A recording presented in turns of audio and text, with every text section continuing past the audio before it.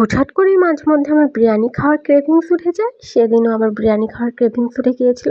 মশলা গুঁড়া করার টাইম ছিল না, তাই আমি বিরিয়ানি মশলা নিয়েছিলাম রাঁধুনির, আর করেছিলাম পেঁয়াজ বেরেস্তা, আলু ভাজা, সাথে নিয়েছিলাম কাঁচামরিচ, আর এই যে চাল ভেজে নিয়েছিলাম হাফ কেজি মতো, নিয়েছিলাম হাফ কেজি গরুর মাংস, সেটা সিদ্ধ দিয়ে নিলাম মশলাপাতি দিয়ে, আদা রসুন, পেঁয়াজ বেরেস্তা, সামান্য পেঁয়াজ কুচি, পেঁয়াজ বাটা আর বিরিয়ানি মশলা লবণ দিয়ে সেদ্ধ করে নিয়েছিলাম।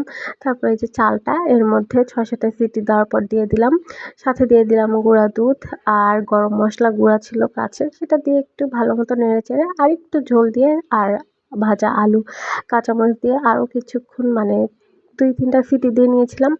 তারপরে হচ্ছে যে সিটি দেওয়ার পরে এটা একটু চেক করে নিলাম যে কেমন হয়েছে আর কি, ঠিকঠাক হয়েছে কি না।